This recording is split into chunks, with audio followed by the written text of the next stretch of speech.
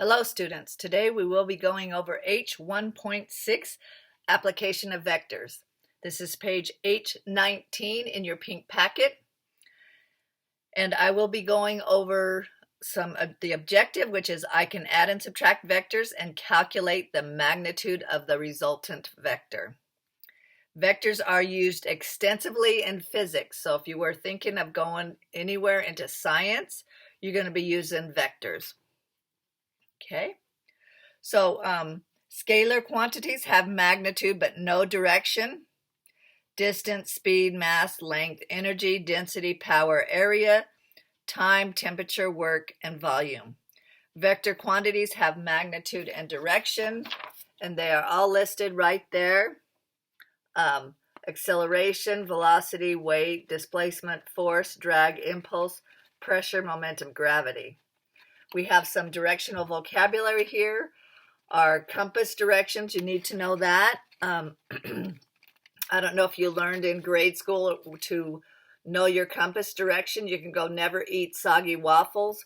Or what I have to do is I have to think of the U.S., and then I always know that we live out west. So I know north is right up here because Canada's in the north, Mexico's in the south, and then the east of the U.S., and then where we live is in the west. So upstream, traveling in the opposite direction from the flow of water, traveling against the flow of the water. Downstream is traveling in the same direction as the flow of the water. Headwind is traveling in the opposite direction the wind is moving, and tailwind is traveling in the same direction the wind is moving. Okay, so each of these you have to model the situation with vectors, give the magnitude and direction of the resultant vector. So on number 1, as plane is traveling, maybe I'll go ahead and do this. A plane is traveling east, so that's this way, at 100 kilometers per hour.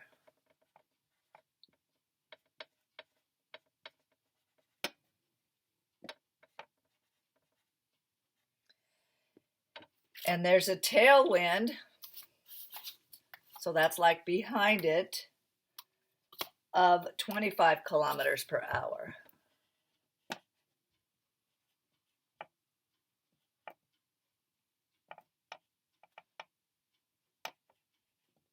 Okay, so the resultant vector is going all the way this way at 125 kilometers per hour. Okay, and that's your resultant.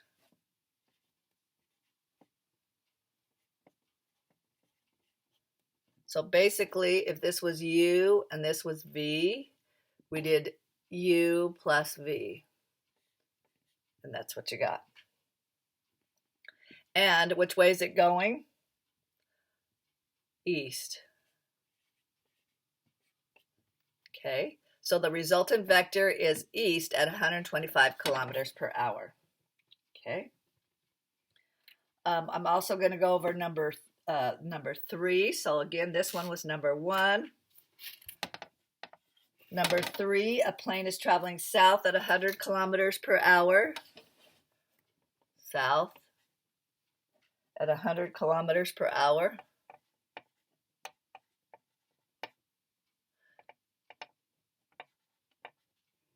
Okay.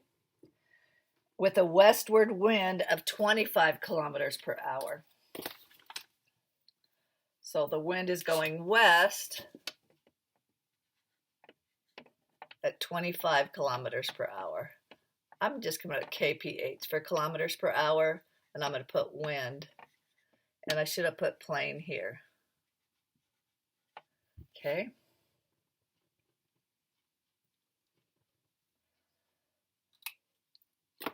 So as the resultant vector, we're going from the wind all the way down like that. So our red one is the resultant vector. So to find that, we know this is 100 and this is 25. So we have to do Pythagorean theorem. So here's the right triangle. So we're going to say a squared plus b squared equals c squared. So this is a force acting upon this plane. So we get a is 25 squared plus 100 squared equals c squared. And then we say 25 squared. I think it's 625, I don't know. Yeah. 625 plus 100 squared. Is it 10,000? Yep. Equals c squared. And then it's 10,625 equals c squared. Then we take the square root of that, and 10625. We could probably break that down.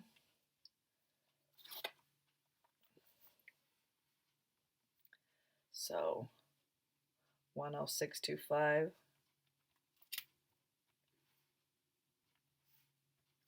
25 and 425.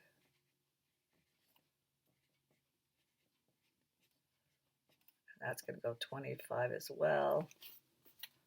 So 425 divided by 25, 17.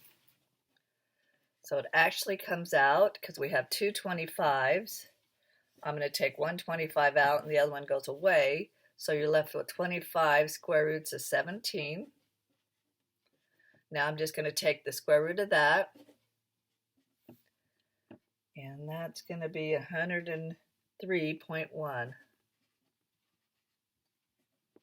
And that's going to be kilometers per hour. I'm going to go K, P, H. And that is going to be going southwest. Can you see that okay? Oh man, sorry. So that's going to be southwest. So that's what it is, the southwest. There's your resultant vector, southwest at 103.1 miles per hour, kilometers per hour. Okay, now we're going to go on to the next page. We have to ask ourselves, is it going to be a scalar or is it going to be a vector? Scalar or vector quantity.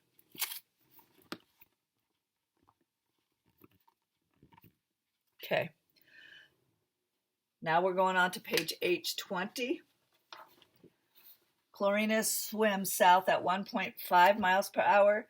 The current also travels south at 0.25 per hour, miles per hour. So we want to model the vector. She's going at 1.5 miles per hour. And this is Chlorina.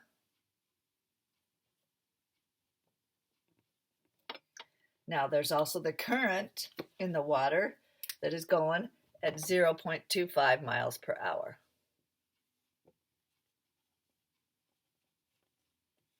So to find the resultant vector, okay, there you go.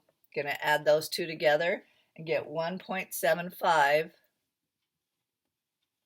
miles per hour. And right there is the resultant vector.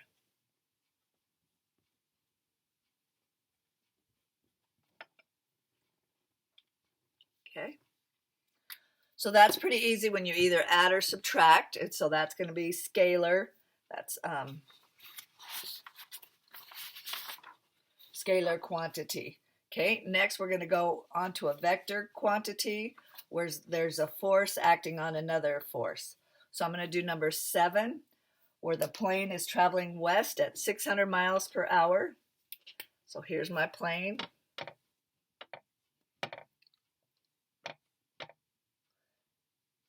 And I'm going to put kph for kilometers per hour. And this is a plane. Okay.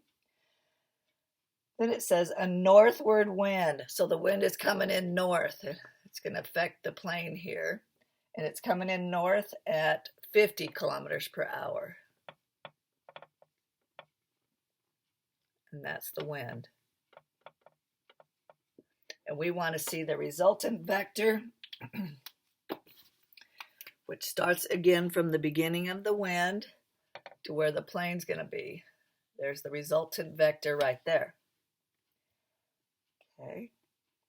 So I'm going to use the distance formula, slightly easier than using the Pythagorean theorem, where I just take 600 squared plus 50 squared equals c squared, which will be this resultant vector. So this is called the resultant.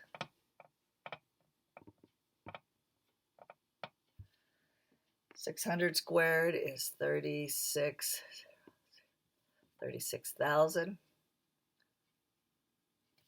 Wait, I better do that, double check that. I think it needs one more zero. Yep, 360,000 that is. Plus 50 squared is 2,500. Combine those, 362,500. And they take the square root of each side. Okay. All right, and I'm going to go ahead and take the square root. 362,500. Do you think 500 goes into that?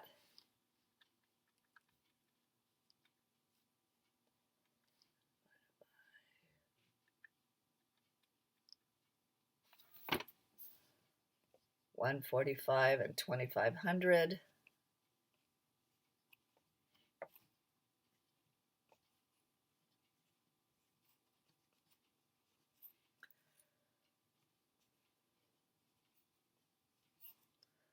Okay, so 50 is, because I could see I could take out a 5 and also a 10 here. 145, let's see.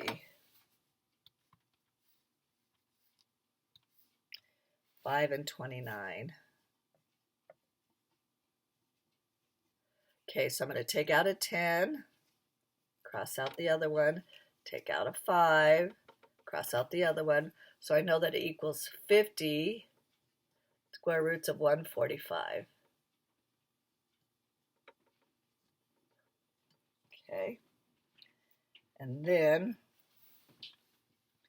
I can just put 362,500 square root, 602.1 kilometers per hour.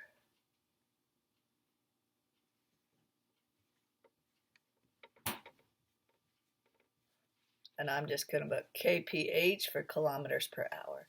And there you have your two answers. And don't forget, you have to show the picture drawing of the plane and the wind and the resultant vector. You can get the rest of this, students. You rock!